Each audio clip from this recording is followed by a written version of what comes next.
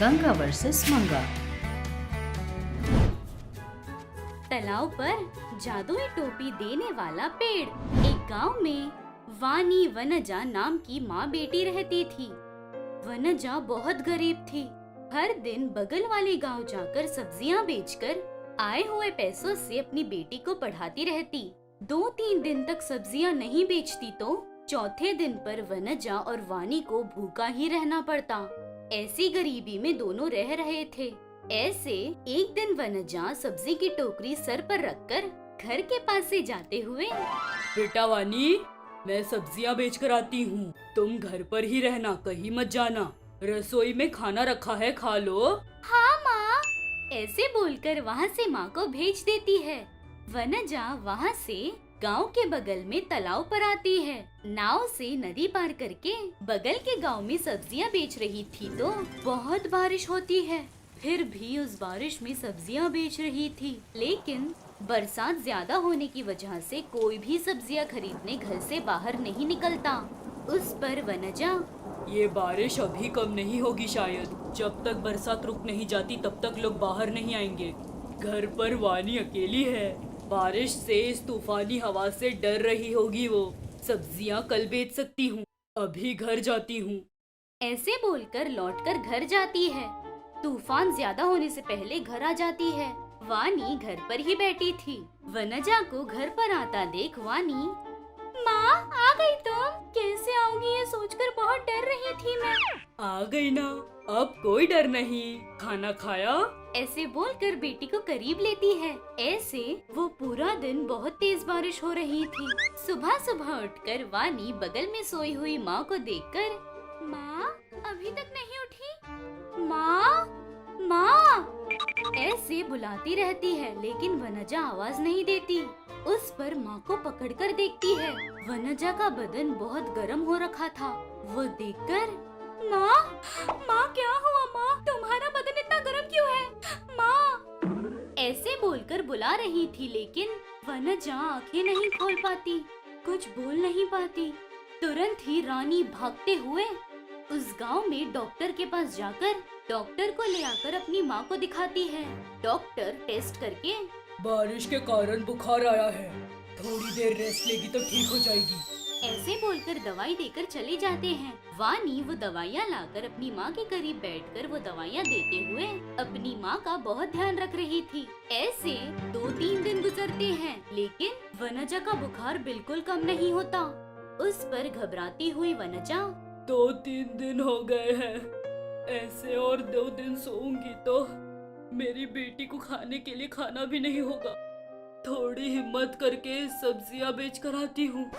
ऐसे बोलकर उठ रही थी कि वानी आकर, माँ तुम्हें डॉक्टर ने आराम करने के लिए कहा है ना, क्यों उठ रही हो तुम कहीं मत जाओ, मैं जाकर सब्जियां बेचती हूँ। तुम्हें क्या पता बेटा? तुम जब सब्जियां बेचने जाती थी तब मैं कितनी बार तुम्हारे साथ आती थी। कैसे बेचना है मुझे पता है, तुम डरो मत माँ, मैं बेच कर आती हूँ ना। ऐसे बोलकर वहाँ से सब्जी की टोकरी सर पर रखकर तालाब के पास आती है।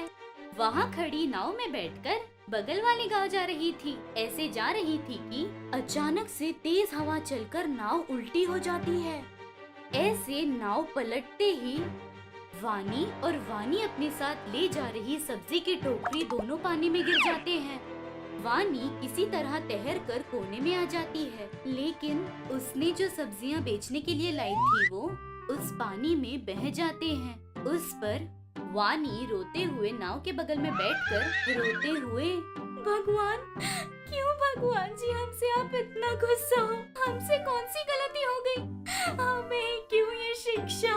जब से मैं इस दुनिया में सांस ले रही हूँ, मेरी माँ मेहनत किए जा रही है, फिर भी हमें 3 वक्त का खाना नसीब नहीं होता। मेरी माँ भी बिस्तर पर लेटी है, सब्जियाँ बेचे बिना हमें खाना नहीं मिलेगा। ऐसी परिस्थिति में आपने सारी सब्जियाँ बहा दी, अब हम क्या खाकर जिए? मेरी माँ का बुखार कम होने के लिए दवाइयाँ कहाँ से लाऊं? बोलो ना भगवान। ऐसे वहीं बैठकर रो रही थी बेचारी। तभी वानी को एक आवाज सुनाई देती है, बेटा वानी क्यों ऐसे रो रही हो? तुम्हारी सारी तकलीफें मैंने सुनी, रो मत, तुम्हारी सारी तकलीफ मैं कम करूंगी। ऐसे सुनाई देता है। वो बातें सुनते ही वानी आश्चर्य होकर यहाँ वहाँ देखती है। कहीं कोई भी नहीं दिखता। थोड़ी सी हिम्मत करके, कौन है? कौन है? कहाँ से बोल रही हो? तुम्हारे बगल में ही हूँ। मेरे बगल में? कहाँ? ऐसे चारों तरफ देख रही थी। तालाब के पानी से एक पेड़ नजर आती है। वो देखते ही देखते बड़ी सी हो गई। उसके पास 2 आंखें भी थी। उस पेड़ को देखते ही वानी के चेहरे पर डर नजर आता है। वो देखकर वो पेड़, डरो मत, मैं भूतनी नहीं हूँ, मैं कुछ नहीं करूँगी। तो कौन हो तुम? मैं इस नदी में ही रहती हूँ, लेकिन किसी को दिखाई नहीं देती। तुम्हारे जैसे अच्छे लोगों को ही दिखाई देती हूँ, सुनाई देती हूँ, मदद भी करती हूँ। ओह अच्छा, तो तुम मेरी मदद करोगी क्या? अभी इस नदी में बह गई मेरी सारी सब्जियाँ मुझे लौटा दोगी तुम? ओह, सब्जियाँ दूंगी, उसके साथ तुम्हें एक टोपी भी दूंगी। उसे पहनकर मन में जो इच्छा है वो बोलकर एक बार चुटकी मारने पर ही तुमने जो मन्नत मांगी है वो पूरी जरूर होगी। ऐसे बोल रही थी कि वानी आश्चर्य होकर, सच में? मतलब ये मैजिकल टोपी है क्या? हाँ, ये मैजिकल टोपी है। ऐसे बोलकर उसकी सारी सब्जियाँ देती है। उसके बाद एक टोपी भी देती है। वो टोपी हाथ में पकड़कर वानी, वाह, ये बहुत खूबसूरत है। ये लगाकर मैं जो मांगूंगी वो पूरा होगा। एक बार पहनकर चुटकी मारकर देखो, ऐसे बोलकर गायब होती है। तुरंत वानी वो टोपी लगाकर, अभी मुझे बहुत भूख लगी है, मुझे आम का फल चाहिए, ऐसे बोलकर चुटकी बजाती है। देखते ही देखते उसकी आंखों के सामने आम प्रकट हो जाते हैं। वो देखकर वानी बहुत आश्चर्य होकर, हाय, ये तो सच है, ऐसे बोलकर वो आम का फल खा रही थी।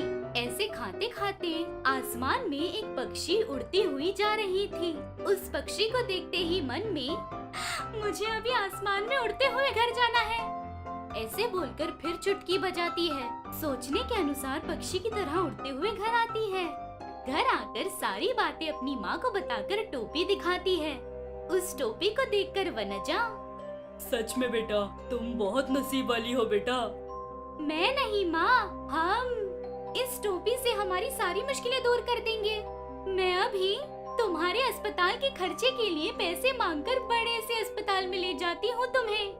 ऐसे बोलकर अस्पताल के खर्च के लिए पैसे मांगकर चुटकी बजाती है वो। उसके चुटकी बजाते ही उसके सामने पैसे आ जाते हैं। उन पैसों से माँ को अस्पताल ले जाकर अच्छा इलाज करवाती है। उदास होकर डाइनिंग टेबल पर बैठी हुई थी। उसे देखकर उसकी सास गंगा बोली, अरे ये कौन मर गया? ऐसे सुस्त क्यों बैठी है? खाना तक नहीं खा रही है, क्या हुआ?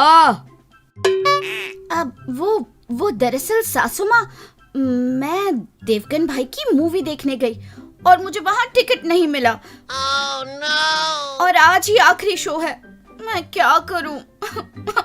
लगता है कि मेरी किस्मत में वो मूवी देखना लिखा ही नहीं है शायद।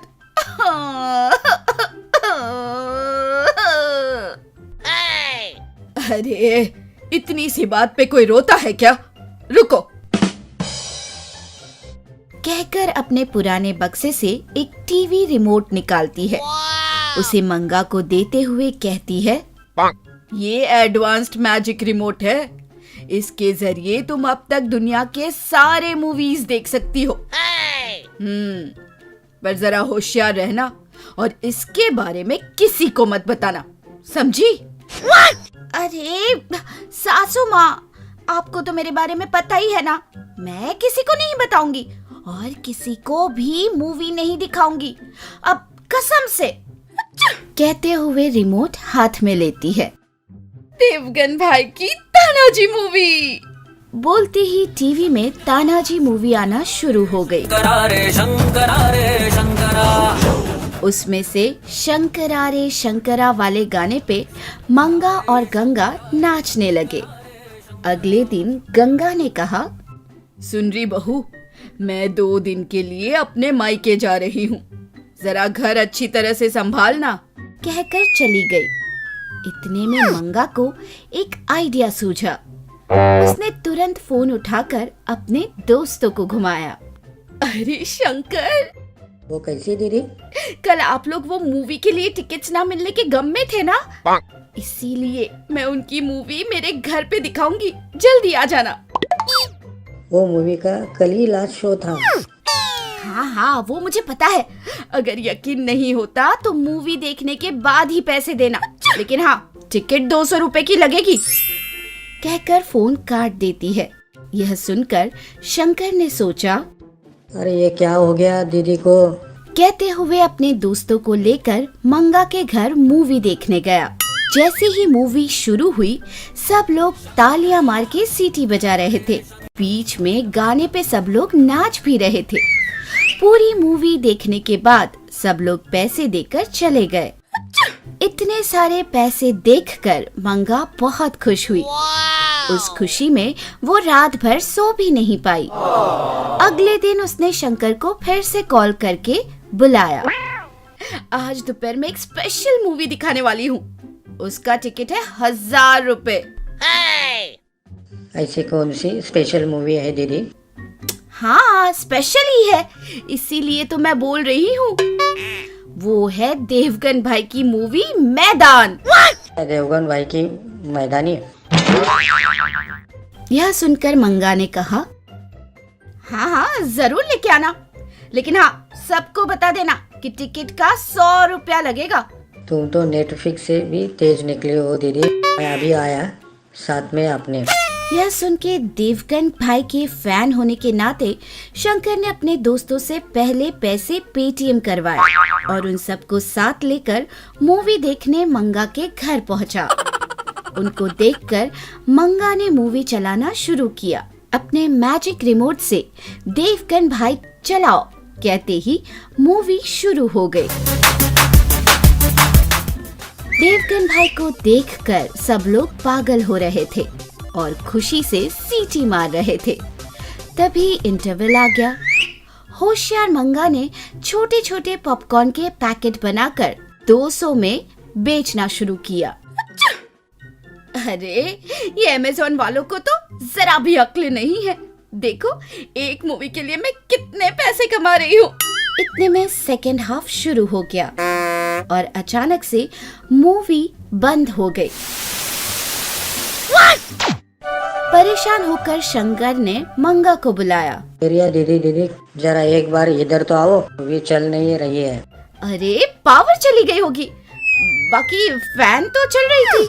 यह देखकर मंगा अपने रिमोट कंट्रोल लेकर फिर से बोली, मैदान। लेकिन मूवी नहीं चल रही थी। इस बार ऊंची आवाज में बोला, देवगन भाई की मूवी मैदान। लेकिन तब भी मूवी नहीं चल रही थी। इतने में वहाँ एक बंदा बोला, इतने पैसे लूटकर देवगन भाई का मूवी बीच में रोक दोगी? जब तक पूरी मूवी नहीं दिखाएंगे तब तक हम लोग यहाँ से नहीं निकलेंगे। तभी एक और बंदे ने उठकर कहा, अरे वाह, देवगन भाई को क्या हुआ ये टेंशन? मेरी सर फटी जा रही है, वो टीवी में तोड़ दूंगा। कहते हुए आगे बढ़ा। इतने में गंगा वहाँ पहुँची। उसे देखकर मंगा उसके पीछे जाकर छुप गई। वहाँ का माहौल देखकर गंगा ने कहा, अरे बेटा, रुको, जरा रुको तो, कहकर सबको शांत करवाया और सबके पैसे लौटाकर उन्हें भेज दिया। अरे, ये क्या कर रही थी तू? ऐसा कोई करता है क्या? अभी रिलीज भी नहीं हुई ये मूवी और तुम उसे दिखाने लगी। अगर ये बात क्राइम पुलिस तक पहुंचती तो पायरेसी एक्ट के तहत तुम्हें 7 साल अंदर भेज देते। तब भोला बनकर मंगा ने कहा, अरे, आप ही ने तो कहा था ना सासू माँ, कोई भी मूवी देख सकती हूँ। यह सुनकर गंगा ने कहा, अरे मेरी पगली बहू, इस मूवी की तो अभी शूटिंग भी पूरी नहीं हुई है। ये मैजिक रिमोट है, इसलिए जहाँ तक शूटिंग हुई थी वहाँ तक दिखाया। वैसे तो ये रिमोट तुम्हें देना मेरी गलती थी। तो देवगन भाई जल्दी से शूटिंग खत्म करके जल्दी से रिलीज कर दो। इस बार टिकट पूरे 1500 का रखूं।